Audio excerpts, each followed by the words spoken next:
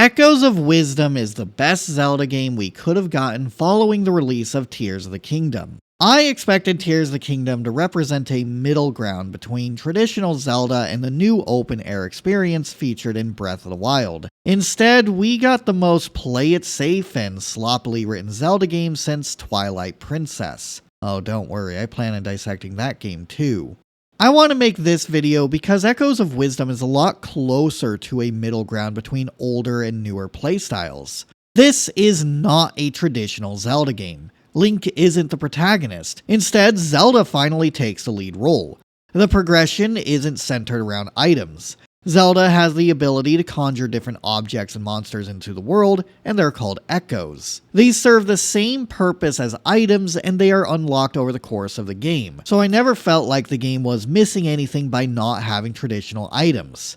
The dungeons aren't the trite structures where you activate 4 doohickeys followed by a boss fight. They are larger, maze-like labyrinths with various challenges centered around some gimmick and a central visual theme. The map is something that has to be earned. It's not given to Zelda for activating a terminal upon arriving in the dungeon, so the player must learn the layout of the dungeon and how rooms connect to each other. I am glad they brought back the feeling of being able to get lost in a dungeon and not knowing exactly where the objective is. The world is open while the story is structured. Zelda can freely explore after the tutorial area, but she won't be able to access all the dungeons.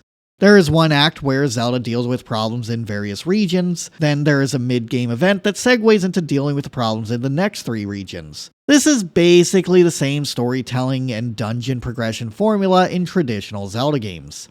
Players aren't going to ruin the story for themselves because they did something outside of the intended order. Enemy variety is not an issue this time around. Biomes and dungeons are home to their own specific enemies. It's such a relief to be able to explore the world and not feel like the game has exhausted every enemy encounter after the tutorial area. Gameplay-wise, Echoes of Wisdom is still striving to be a different experience than what has been seen in prior 2D games, and it retains a more traditional gameplay loop than Tears of the Kingdom had.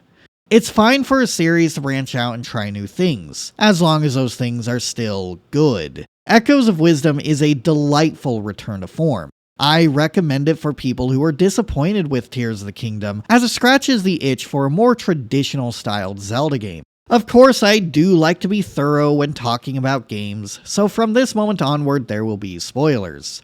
Echoes of Wisdom begins with Link. Link must face off with Ganon, as is tradition, while Zelda is trapped in a pink crystal, as is tradition. It did not occur to me that I can hit the energy balls with a sword, as is tradition, but if I knew that, I would have tried it. After this battle, Link falls into the void, and control shifts over to Zelda. This is no longer following tradition. Zelda breaking the crystal is symbolic of this game breaking tradition.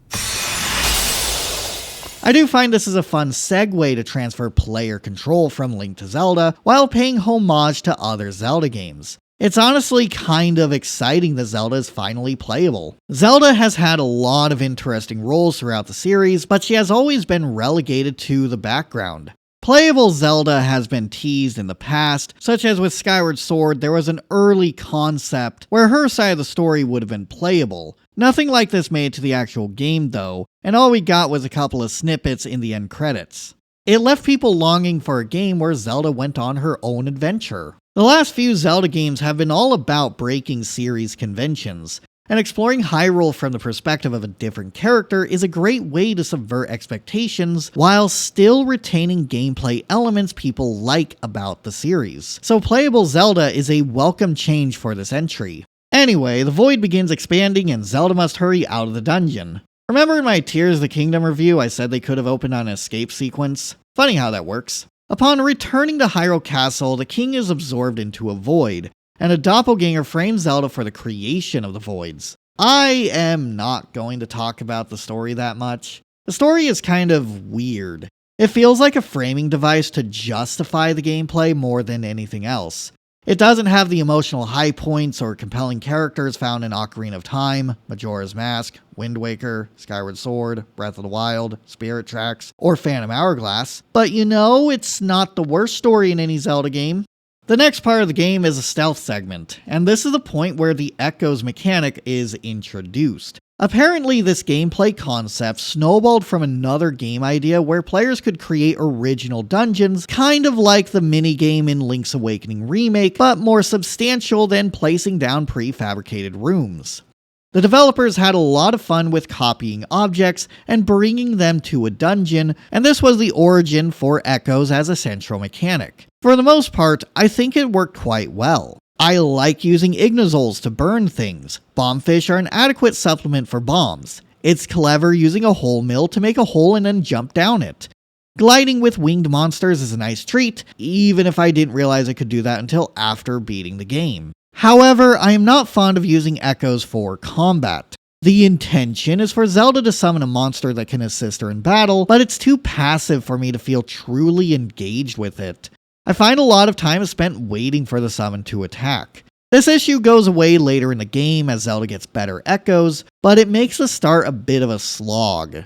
I would much rather fight the monsters head on. Thankfully, the game kind of allows that. In the first dungeon, Zelda gains an ability called Sword Fighter Form, where she dons a costume that makes her look like Link, and she can perform direct attacks for a limited amount of time. Early on, it's best to conserve sword fighter magic as much as possible, but as Zelda upgrades this form, the sword will deal more damage, she will have more energy, and it will become more viable to simply activate sword fighter form to dispose of new monsters. The dominant strategy for combat quickly becomes one of two things. Use that ultra powerful monster echo you found, which for me was the level 3 sword moblin, or use sword fighter form directly. In a way, the existence of Sword Fighter form is kind of an admission that combat using echoes on its own is not that engaging. I would much rather Zelda just have a sword or some other kind of direct attack, because there are way too many echoes in general, with there being 127 in total.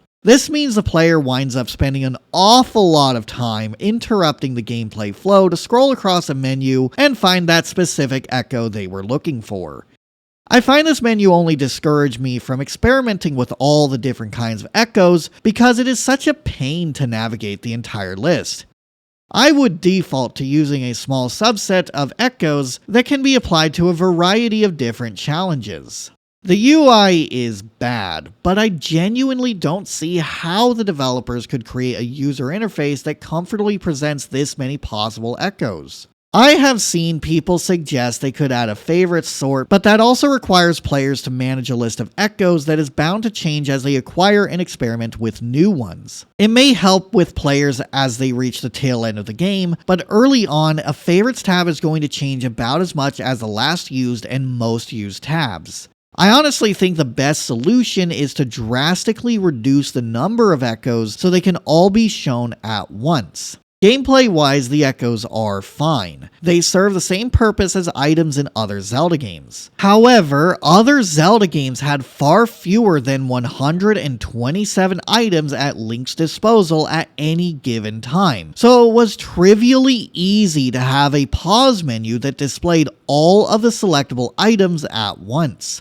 There needed to be more restraint on what can become an echo. Instead of mindlessly allowing any monster in the game, perhaps it should be limited to ones that have some direct purpose for exploration and physics puzzles. Plus, if the game did give Zelda a direct attack, echoes would still have plenty of purpose.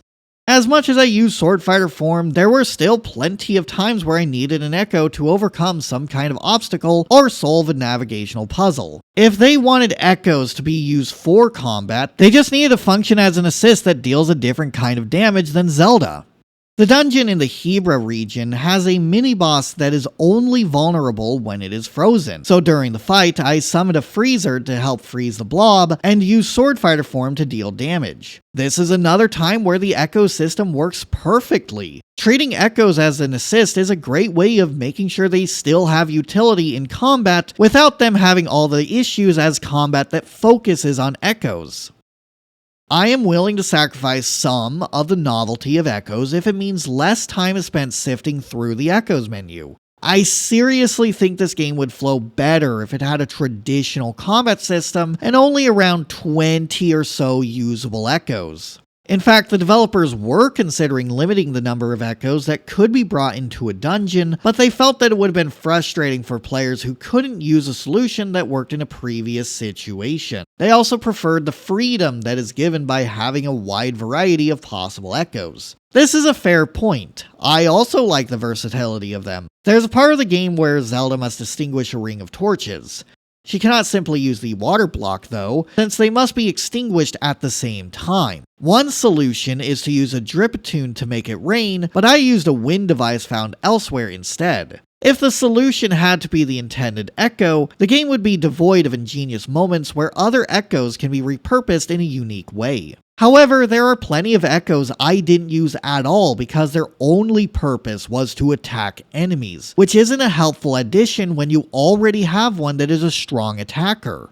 I have heard people suggest that giving Zelda a direct attack would make her a carbon copy of Link. And while I can kind of see where that is coming from, I don't find it to be a particularly compelling argument. Canonically, Zelda has used bows before, such as in Wind Waker and in Twilight Princess.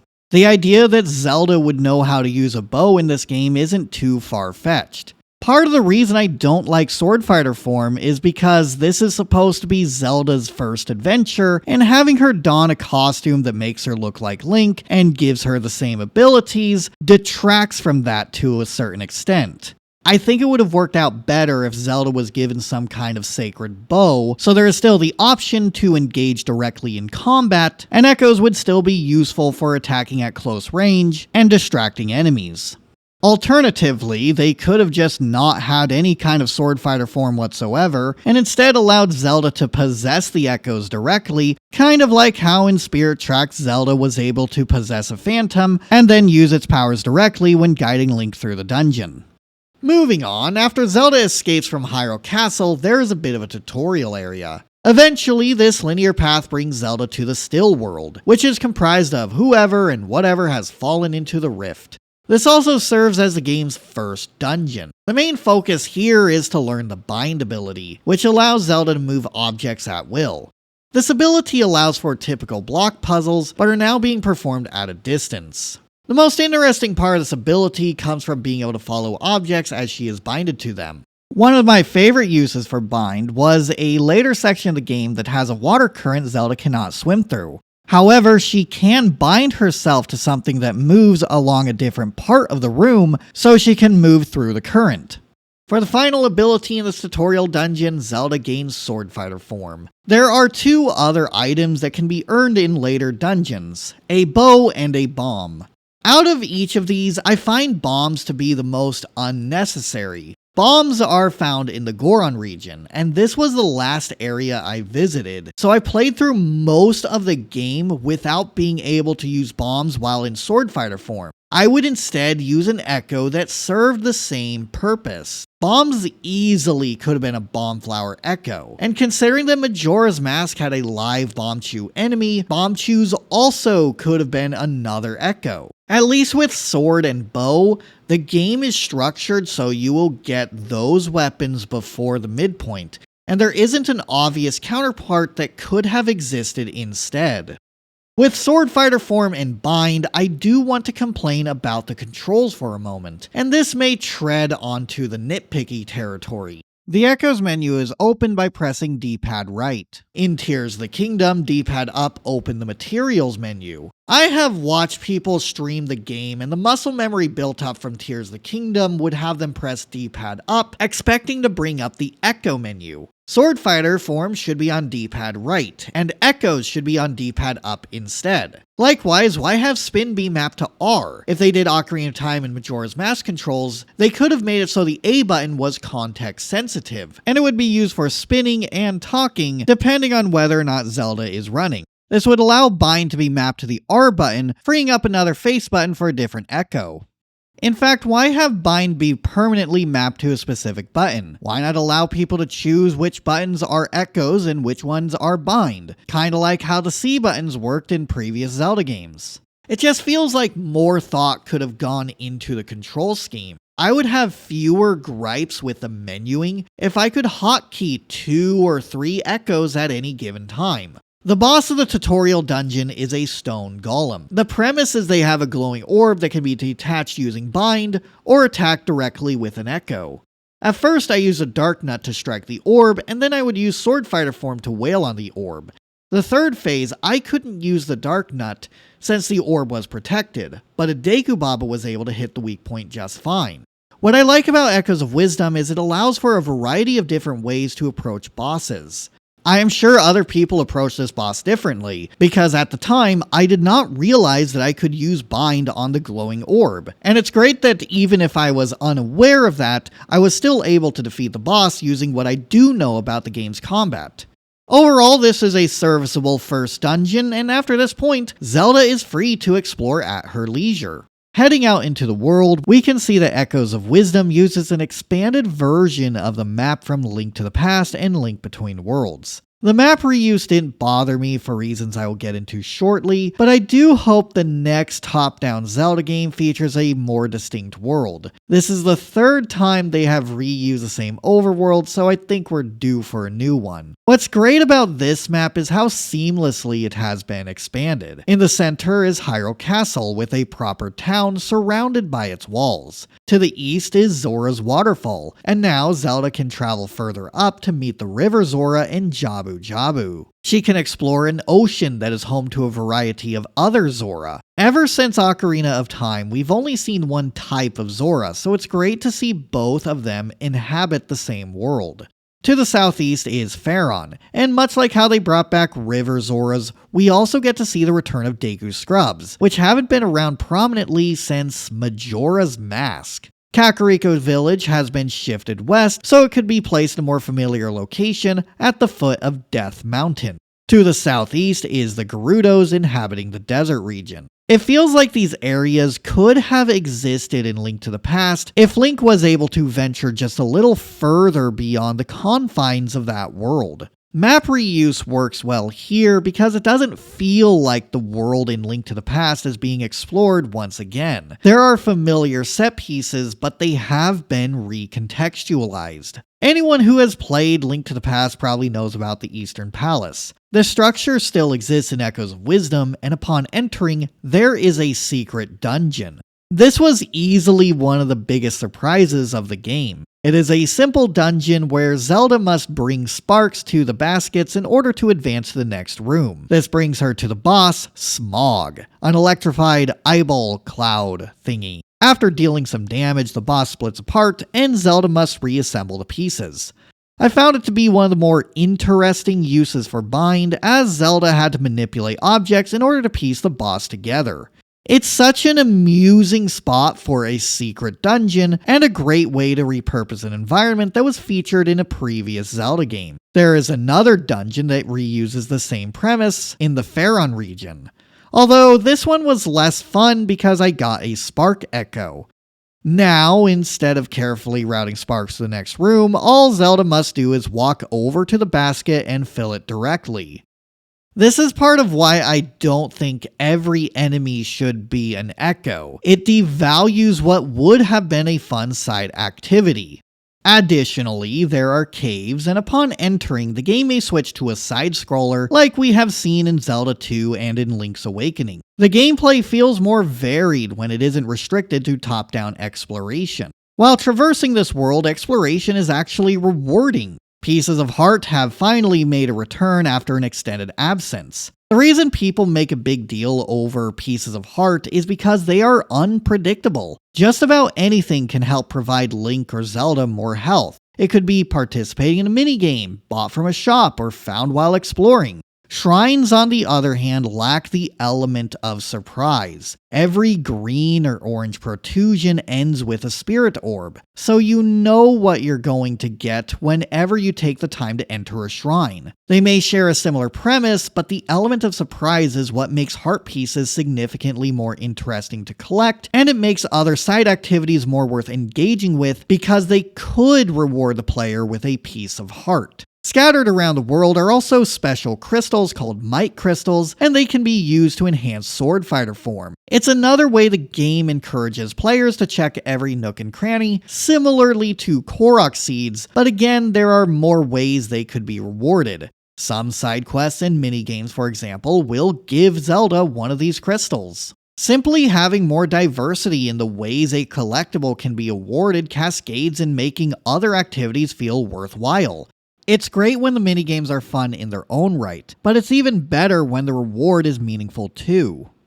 I especially like how this game handles outfits. After the midpoint of the game, Zelda no longer needs her disguise, and she dons the royal travel attire. This also opens up various side quests that reward other outfits. One of them unlocks the customary attire, which I wore for the duration of the game. I think a lot of games would benefit from allowing you to dress up like a princess, as is tradition. There is no real penalty for picking an outfit strictly for its appearance. For the most part, buffs are applied by equipping different accessories that are found across the game world. My favorite one is the frog ring, which doubles Zelda's jump height. With this equipped, she is capable of doing a 1-block vertical jump for the beef. The outfits and accessories is a good solution to the problem Tears of the Kingdom had, where there are a lot of outfits that exist purely as fashion, but due to having poor stats and no cheap way of upgrading them to be as good as other armor sets, they oftentimes wind up not being worn. I do hope the next Zelda game looks into using a system like Echoes of Wisdom has, and keeps outfits for fashion and has some other way to increase the other stats. The final reward to exploration is smoothie ingredients. Much like how Breath of the Wild had a cooking mechanic to restore health, Echoes of Wisdom has Zelda find ingredients for making smoothies. Ingredients are a lot more rare than materials were in Breath of the Wild, so it isn't as viable to simply eat the ingredients raw. It is much better to take the time to make smoothies, which makes this a bit better than prior cooking systems. Unfortunately, the process can be a bit annoying. Zelda must talk to a business scrub, confirm to make a smoothie, and she can only process 2 ingredients at a time. It's slow and repetitive. It would be nice to be able to make multiple smoothies at once. Healing is also, once again, too easy in this game. Zelda can always have up to 20 smoothies at a time, so it becomes trivially easy to restore health and energy. The game ends up having the same problem as Breath of the Wild, where players can just stock up on cooked food items to tank more damage and further trivialize combat encounters. Making healing even easier is the beds. The best bed is given to Zelda at the midpoint, and it restores 3 hearts every few seconds. With a pajama outfit, she can heal even faster. I think there are 2 steps that need to be taken to make the game more challenging. Healing by bed should be disabled on hero mode. As for the smoothies, the maximum Zelda can hold should be tied to bottles. As a pleasant surprise, bottles make a return. In Kakariko Village, there are a bunch of cuckoos roaming around, as is tradition, and when Zelda rounds them up, she is rewarded with a bottle, as is tradition. However, their main purpose is to store fairies, which revive Zelda upon death. It feels like a missed opportunity to not use bottles to store smoothies, so healing is restricted at first and gets more powerful over the course of the game. Nevertheless, Echoes of Wisdom does a great job refining systems that were present in the last 2 Zelda games. The main thing I look forward to when playing a Zelda game is, of course, the dungeons, so let's step through them. The second dungeon I entered was in the Gerudo region. I do appreciate the return of keys, but oftentimes they play out the way they do here. There is a locked room and 2 paths. One path brings Zelda to a single room with a chest containing rupees or ingredients, while the other path takes Zelda to the key. For the sake of making dungeons more challenging, I would like to have seen more times where Zelda had to collect multiple keys before she could access a new part of the dungeon. With Echoes of Wisdom allowing Zelda to easily warp to any point of the dungeon, backtracking is a non-issue, so it would have been nice if the dungeon's design required backtracking more often in order to find keys across the labyrinth. I also appreciate the return of dungeon gimmicks. In this dungeon, there is a room with a door that needs statues placed in front of it. This takes Zelda on a bit of a scavenger hunt to find different statues that have been littered around the dungeon. There are a couple of signs that hint at what statues Zelda needs, but one of them is right next to the room with the door, so once she finds out one of them is an elephant, it's not too difficult to just brute force what the other statue must be. It's a fine premise, but I wish the clues were hidden better. Perhaps the statues could have been closer related to each other in terms of the animal or the colors, and she needed more than one clue in order to figure out which statue was the correct one, and there could have also been a penalty for placing the wrong statue in front of the door. The boss of this dungeon is Mawgriff. It has a great way of reusing the statues from earlier. The monster will try to swim through the sand, and it will crash into the statue. The third dungeon I went to was in the Zora region. The gimmick here is Zelda must fill the central basin with water and create a geyser that can lift her to the boss chamber. The foyer of the dungeon has a button whose color makes it stand out from the rest of the room, so this is likely going to be the first thing the players interact with. The game then shows the room being filled with water. If this was a Tears of the Kingdom dungeon, this would be the point where a mysterious voice heard earlier would tell Zelda to activate the doohickeys shown on the map. But this time around, she is free to start exploring the dungeon. It's definitely approaching the 4 doohickeys and a boss door design for the last 2 Zelda games, but this is why I'm glad the game doesn't automatically give Zelda a map. Zelda still needs to explore the dungeon and find where the buttons are. And since the rooms are allowed to contain more than just the one-off puzzle in order to activate a doohickey, the dungeon overall is more complicated than just about anything in Tears of the Kingdom. This is also coupled with there being better enemy variety, so you're not feeling like you're encountering the same monsters again. Every dungeon has something you haven't encountered before, meaning there's a new challenge and a new echo to experiment with. I don't mean to rag on Tears of the Kingdom too much, but with this following a similar formula, it is the dungeon that best demonstrates the gap in quality between Tears of the Kingdom's dungeons and Echoes of Wisdom's dungeons. However, I must deduct points for the last 2 buttons. I didn't realize this at the time, but now I know you could just use a Crawltula to get to the top floor. Meaning this dungeon is really a matter of going to get the boss key and then using a Crawltula to go all the way up. It's not exactly a good sign when the echoes are so powerful that you can completely ignore a dungeon's premise. The 4th dungeon is always at Hyrule Castle. Making our way through the dungeon, we see echoes of castle guards make a return. And these enemies are invulnerable to all threats, physical or magical, and if Zelda is caught, she will be forced to battle several monsters. It's an adequate way of reintroducing a stealth segment seen prior while introducing an additional challenge, but there is another point in this dungeon where the echoes are too powerful for their own good. Around the midpoint, there is a chest containing a key, and it is surrounded by guards. All Zelda must do is create a staircase of beds, drop down, grab the key, and warp out. I think it would have been cool if Zelda had to properly sneak in and sneak out. There is also a prior segment where Zelda swims through a dark maze illuminated by the crystals and an echo.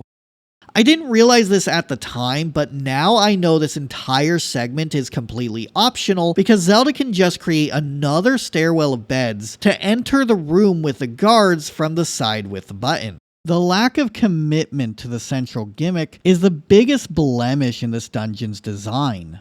The 5th dungeon I did was in the Faron region, and this was my favorite region in the game. To get to this dungeon, Zelda needs a membership card in order to enter the sweet spot.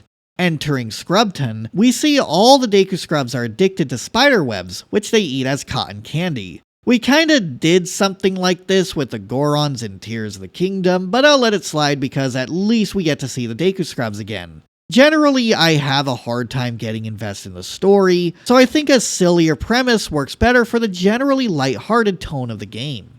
The first lead to getting a membership card is a heart-shaped lake. There's a hilarious scene where a Deku Scrub jumps into the void to find their Schnookums, and immediately becomes petrified. They don't give Zelda a membership after being rescued, so the only thing to do is leave a shark in the pond and head over to Blossu. Doing what Zelda does best, she saves Tri's friend and fixes the rift, which gets rid of the source of the cotton candy webs. They thank Zelda by swarming her, locking her up, and stealing the Tri-Rod, which would make a fancy cotton candy stick by the way. This brings us to a stealth section to sneak past the Deku Scrubs, as is tradition. It's a short sequence, but it does an adequate job having the player engage with stealth in a way that emphasizes the bind ability. It pairs well with the first stealth section that emphasized echoes. Down here, there's also a piece of heart, and just enough objects scattered around for Zelda to build a staircase and reach it. Technically, you could just come back later with a tri-rod and get it using one of the many trivially easy ways to ascend vertically, but it's more challenging and more rewarding to only use bind and strategically move what is already in the room. It was enticing to see the heart piece barely out of reach, and being able to inch myself ever so closer to it. I complained about the echoes being too powerful for their own good, and this is part of the reason for that. I don't think it's much of a coincidence that my favorite heart piece to collect is the one where Zelda's abilities were more restricted than usual. When Zelda gets the tri-rod back, it's all sticky and gross. These Deku Scrubs are really lucky Zelda doesn't have a dog echo. You can tell I like this region the most because I am actually taking the time to talk about the events leading up to the dungeon. The dungeon itself is also great. I like how the entrance is somewhat indirect. There is a gate blocking the front, and Zelda must go through a passageway on the side and complete a pressure plate puzzle in order to gain access. It's always nice when a game does something to subvert expectations. Speaking of subversion, that is also something I like about the dungeon's mini-boss. A boss from the first Zelda game, Manhandla, makes an appearance in Echoes of Wisdom. At first, we see it devour a boss key chest placed in front of the dungeon's entrance. At the end of the day, a dungeon's formula is finding the boss key and entering the boss's chamber, and this is an interesting way of shaking up that formula. Now, Zelda's goal is to track down the monster. It makes two other appearances. The first battle against it, the monster has two heads, but it flees to another location within the dungeon. The second time it appears with four heads and shoots balls of electricity, making it a significantly more intense and challenging fight. This is easily the most memorable mini-boss in the game, and that's the thing, it's just a mini-boss. When getting the boss keys, Zelda still needs to deal with the source of the spiderwebs, Goma, a spider eyeball boss, as is tradition. As much as I have complained about the combat using echoes, I think this is another scenario where echoes mixed with sword fighter form works best. Zelda must use her echoes in order to make the boss vulnerable, then she can go in for a direct attack using her sword fighter form. This is basically the same gameplay flow as other bosses throughout the series. Link would use an item to make the monster vulnerable, and then attack with a sword. I like echoes when they are complementary to Zelda's core abilities, just like how items were complementary to Link's core abilities. The dungeon itself has a lot of unique challenges. There are dark rooms with crystal switches, and as Zelda ignites torches, the room will be easier to traverse. This dungeon also introduces Armos. They're not really enemies this time around, they just kind of move back and forth. I especially liked this puzzle here. There are pressure plates with buttons at each end. However, the buttons need to be pressed, not held, at the same time. So my solution was to have an Armos run up to the button and place an Armos on the other button at the same time. It's not immediately clear what you're supposed to do with these switches on the first time that they are encountered, but I'm honestly okay with that. I find what makes Zelda games interesting are the aha moments, the moments where you can be stumped on a puzzle until you try something a little differently. The game would be less interesting if you always knew how to approach every challenge. Returning to Scrubtund, the Deku Scrubs are ready to return to drinking smoothies. So yeah, this is basically the best region in the entire game. The sixth dungeon I went to was in the Hira region. It's an ice dungeon, and the gimmick here is there are these magical orbs that can power a fan to either heat up or cool down the rooms. Zelda must switch between the frozen state and the heated state.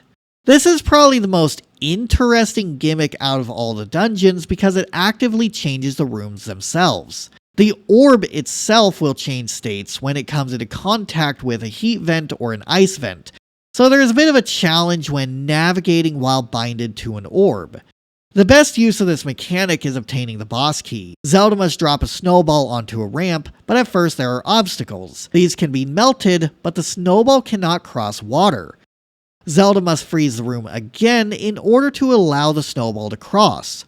The only criticism I have is, this feels like the complexity of a puzzle that would introduce the mechanic, but it never iterates beyond this level of complexity. Due to the flexibility of the echoes, I was able to brute force an earlier room. Normally, you're supposed to thaw this room, grab an underwater key, and freeze it again so you can block the heat vents leading up to the door. I somehow got the water blocks to stick up on the ceiling and made my way across without refreezing. It's just a little cheap when the puzzle can be skipped by stubbornness and brute force.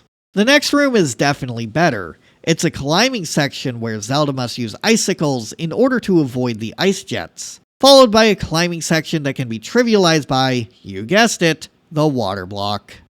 The boss of the dungeon is also great for the same reason as the dungeon's core gimmick. I like needing to switch between a hot and a cold echo to make it vulnerable. I still hate navigating the echoes menu, and this battle would be a lot better if I could map 2 echoes at a time. However, it's still an interesting premise for a boss, and I did have fun with it.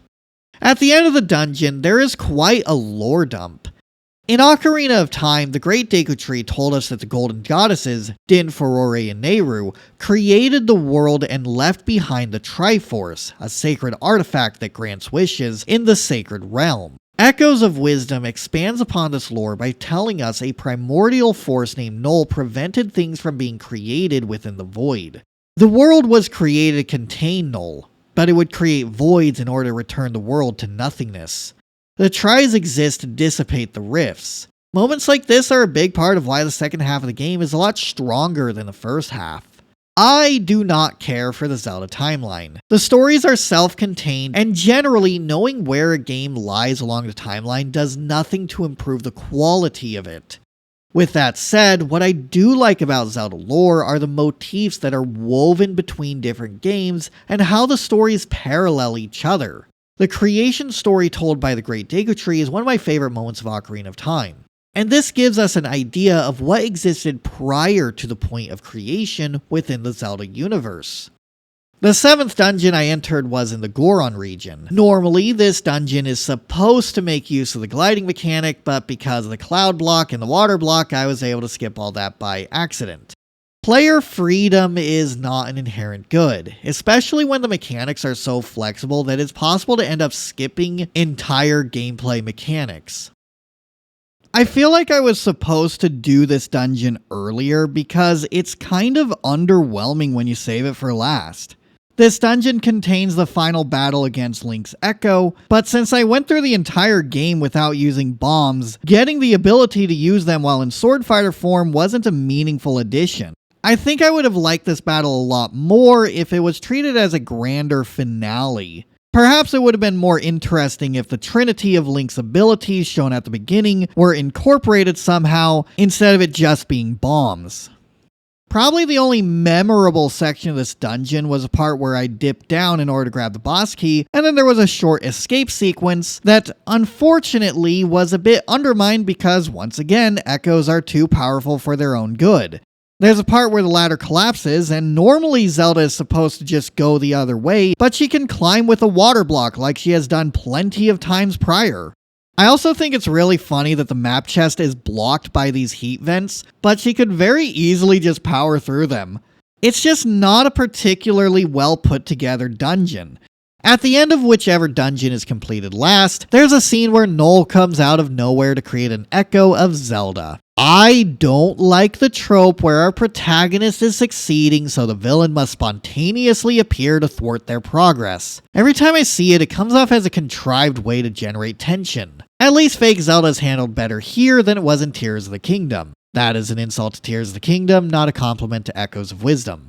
Noel creating a fake Zelda to get the sanctions and pursue the Triforce is definitely a lot better than Ganondorf creating a fake Zelda in order to mess around with the different regions. But that is part of the reason why I don't really like this scene. We kind of did this subplot already, so if it was handled better the first time around, it would just feel like a rehash. I've glossed over the story, and honestly, that's because there isn't much of a story here. The whole doppelganger subplot ends up feeling rather meaningless.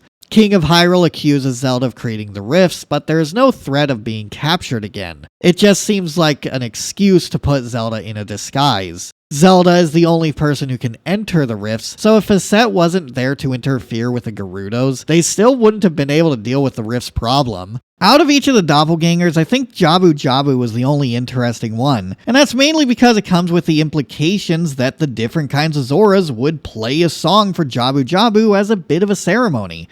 It is a cute way to incorporate the other Zoras with what is essentially their deity. Doppelgangers are then basically non-existent until fake Zelda appears in the end. I also don't like the way the story is presented visually. In terms of shot composition, Echoes of Wisdom is kind of boring to look at. The camera is always shot in the same top-down view as it is during gameplay, regardless of if it is a crowd shot or a one-on-one conversation. The game doesn't play with perspective. Contrast this with Phantom Hourglass and Spirit Tracks. In the DS Zelda games, we got camera shots that provided a sense of scale and shots that underscored the urgency of the situation. It would cut to different angles during conversation in order to place more emphasis on specific characters. This made the stories of the DS Zelda games more visually engaging and gave the cutscenes their own unique flair. The presentation of Echoes of Wisdom is serviceable, but once I started taking the time to replay Phantom Hourglass and Spirit Tracks in preparation for this review, I noticed a striking difference between the quality between the shot composition of the DS Zelda games and Echoes of Wisdom. Hopefully the next game can go with an art style that allows for them to play around more with character poses and camera shots from different angles. As for the content of the story, I am disappointed in how this game approaches Zelda as a character. Zelda, despite having a spoken role in other Zelda games, is a silent protagonist. I wish we got to see more of her actual character shine like it did in other Zelda games. Skyward Sword has Zelda travel to springs across the surface world to awaken her memories when she was the goddess Hylia, so she can maintain a seal on Demise. Breath of the Wild echoes the story by having Zelda go through the pressure of not being able to awaken her divine powers, and it culminates to her being able to do so when she protects Link. Ocarina of Time has her flee from Ganondorf with Impa's help, and she spends 7 years in hiding as Sheik. Zelda in Echoes of Wisdom is a stand-in for the audience. Her story here is not that interesting. A common rebuttal for not giving Zelda a direct attack is, but then she would be a carbon copy of Link. But by making her a silent protagonist, she's not much different than Link if he just didn't have his sword. I know story is secondary to Nintendo games, but it is a missed opportunity to not tell a story that could only be told through the perspective of Zelda. Zelda could be replaced with Link and it wouldn't make much of a difference as far as the story is concerned. I am also not a fan of Tri. They simply lack the kind of characterization that other, more interesting companions have gotten. Most of Tri's dialogue is popping into the still world, reminding Zelda of the only objective she ever has in the still world, and that's about it. At least Fi would say something sassy sometimes. Tri doesn't even have that much going for them. I also do not like the sound they make. I'll take Navi's hey, look, listen over these noises. For the sake of being positive for a moment, I'll say the best part of the story is what happens in the lead up to the final boss. The second act revolves around finding the Prime Energy, and it is revealed to be the Triforce. In Ocarina of Time, we learn that if someone doesn't have a balanced heart, the Triforce will split and find people who most represent each part of the Triforce. When the main villain Null touches the Triforce, it functions exactly how we were taught it would in Ocarina of Time. This is Echoes of Wisdom respecting series lore. While I'm not concerned with any kind of Zelda timeline, I do like how the games gave enough to feel like there was a coherent history to follow. And generally, the games do a great job of at least respecting that history. One of the reasons Tears of the Kingdom is such a disheartening sequel is it didn't try to explain any of the discrepancies since Breath of the Wild. What exactly are the Zonai? Why is Malice now Gloom? Where did all the Sheikah tech go? Where did all the Sky Islands come from? Why are the champions now called Sages? All these questions lead to a sequel that feels incredibly disrespectful to series lore. Tears of the Kingdom wanted to reuse Breath of the Wild's world without being bound to any of the stories being told within that world. It was definitely a low point in anyone who is interested in the motifs and history laid out through the Zelda series. Echoes of Wisdom tells me that they are still interested in telling stories that tie into series lore. The game gets better by playing previous Zelda games and understanding the stories that were being told. Entering the final still world, there is a battle with fake Zelda and one final dungeon. Since fake Zelda is floating around the stage, the easiest and most direct way of dealing with her is just use sword fighter form and shoot her with a bow. I really hope next time Zelda is playable, she just has her own direct attack, rather than it being behind a form like sword fighter form. This battle with fake Zelda is more fun when you can actually attack directly and not rely on a Wizrobe or something. Now that Zelda is reuniting with Link, she can give him back the Sword of Might. This means she can no longer access Sword Fighter form. This leads to an interesting premise where the Echoes and Sword Fighter are split across two different characters. Unfortunately, the game doesn't really go far with this concept. The most interesting room in the dungeon is this one. There is a button that Link cannot get to on his own, so Zelda must use Echoes to help him. At first I tried using water blocks, but since Link did not get the flippers from Zora's waterfall, he could not swim, so I switched to stacking crates. This was the only time where Link and Zelda had to cooperate outside of combat. I love it when Link and Zelda can work together. It's a big part of why I like Spirit Tracks, despite the Spirit Flute doing everything in its power to get me to not like the game. And if Echoes of Wisdom did more than this one puzzle and a couple of battles, this would be a strong contender for my favorite dungeon in the game. As it stands, it feels more like a prototype for a much more interesting dungeon than we actually got. The final battle has Link and Zelda unite to defeat the big bad, as is tradition. I did not realize I could use Bind to manipulate which limbs Link goes after, but other than that, I think it's an adequate first phase. The second phase has the boss absorb tries to summon bosses. It starts off with a boss we saw in the water dungeon, and this ramps up in the third phase where their attacks are the same attacks bosses use throughout the game. It's hectic and it's got a lot of great callbacks to earlier points in the game. Combining Zelda's Echoes, Link's sword fighting, and Noel's Echoes is a great closure for the game. The final part of this game has Zelda, Link, and Tri use Bind to rip the Triforce out of Noel. Once Noel is defeated, it is time for Tri and Zelda to depart. Much like how Link's story usually ends with placing the Master Sword back into the pedestal after its purpose has been fulfilled, Zelda frames the Tri-Rod in her room, which is a fitting send-off. Despite my complaints, I stand by what I said at the beginning. While this game is taking a lot of inspiration from the design philosophies that surround Breath of the Wild, it isn't too afraid to incorporate more traditional aspects of Zelda gameplay. I am glad to see Pieces of Heart return. These are the best dungeons we have seen in years. I appreciate the callbacks to older Zelda games. When I say this is the best Zelda game we could have gotten following Tears of the Kingdom, I mean Echoes of Wisdom instills hope that the series isn't going to abandon what made the older games good. To me, this is a middle ground between old and new playstyles. It's willing to try something new while scratching the itch for gameplay elements found in more traditional Zelda games.